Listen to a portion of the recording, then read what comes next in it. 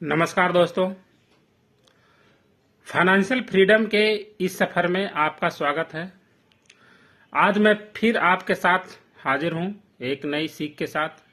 तो मैं आपसे अनुरोध करता हूं कि वीडियो को अंत तक देखें।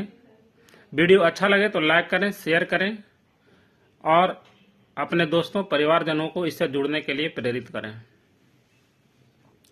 तो चलिए समय को बर्बाद किए बिना इसकी शुरुआत करते हैं और आज हम बात करते हैं फाइनेंशियल फ्रीडम के सफ़र में एक नई शिक्षा की, जिसमें आज मैं उस विषय पर जोर देने जा रहा हूं जिसके लिए मुझे कई लोगों द्वारा व्यक्तिगत तौर से पूछा गया है और उन्होंने मुझसे एक ही सवाल पूछा है और वह सवाल यह है कि फाइनेंशियल फ्रीडम की शुरुआत हम कैसे करें। हम ऐसे कौन से रास्ता को चुने जिससे हम फाइनेंशियल फ्रीडम की राह पर चल सकें, इसकी शुरुआत कैसे करें।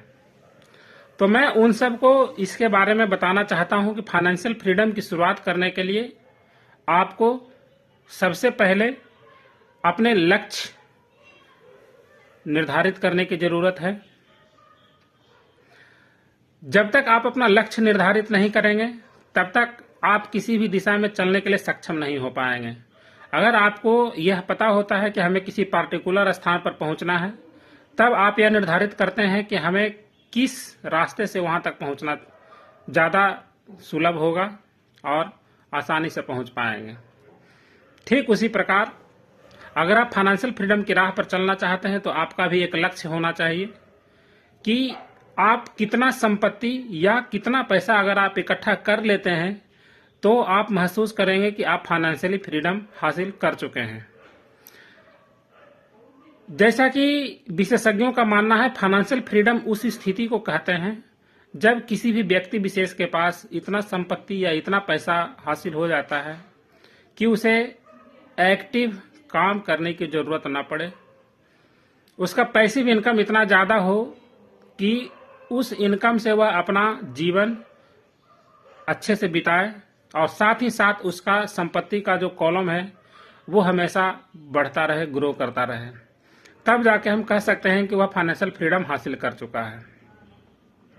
यह जनरल परिभाषा है जो सभी के ऊपर लागू होता है, लेकिन फिर भी मैं आपसे अनुरोध करता हूं कि आप अपना एक लक्ष्य हासिल करें, एक लक्ष्य निर्धारित करें कि आपको कितना संपत्ति या कितना पैसा अगर आपके पास बैलेंस हो जाता है तो आप अपने आप को फाइनेंशियल फ्रीडम महसूस कर सकते हैं। उसके अकॉर्डिंग आप अपना प्लानिंग करें और उस रास्ते पर चलना शुरू करें। यह पहला स्टेप है कि आपका लक्ष्य निर्धारित होना चाहिए। दूसरी बात, इसकी शुरुआत करने के लिए मैंने पहले भी बताया है कि हमें 4 चीजों का लेखा जोखा करके रखना चाहिए जिससे हमें किसी भी चीज का निर्णय लेने में ज्यादा दिक्कत ना हो, ज्यादा परेशानी का सामना ना करना पड़े। और वह 4 चीज जो मैंने पहले बताया है, मैं फिर से एक बार रिपीट करता हूं, वह है हमारा इनकम अर्थात पैसे का इनफ्लो, एक्सपेंस खर्च आने की पैसे का आउटफ्लो, एसेट्स आने की संपत्ति और लायबिलिटीज आने की दायित्व। इन 4 चीजों को आप रेखा चित्र पर, अपने कॉपी पर, अपने पेपर पर, अपने नोटबुक में कहीं भी लिख कर जरूर रखें। जब तक आप लिखना शुरू नहीं करेंगे तब तक आप आगे बढ़ना शुरू नहीं करेंगे। दिमाग में हमारे बहुत सी चीजें रहती हैं लेकिन वह इंप्लीमेंट नहीं हो पाती है जब तक कि हम उसे लिखना शुरू नहीं करते हैं। तो मैं आज 2 चीज आपसे बताने जा रहा हूं कि अगर आप फाइनेंशियल फ्रीडम के राह पर चलना चाहते हैं तो ये 2 चीज आपका दिमाग में नहीं बल्कि लिखित रूप में होना चाहिए। पहला चीज है आपका लक्ष्य कि आप क्या हासिल करना चाहते हैं, और दूसरा चीज है आपका इनकम स्टेटमेंट और बैलेंस शीट। जब तक इन दोनों चीजों को आप लिखित तौर पर अपने पास नहीं रखेंगे तब तक आप इसकी शुरुआत नहीं कर सकते हैं।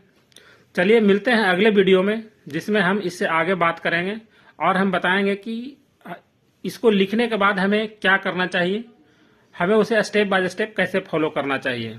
तो मुझे फॉलो करके रखिए और वीडियो को शेयर जरूर कीजिए। मिलते हैं अगले वीडियो में, तब तक के लिए मैं आपसे विदा लेता हूं।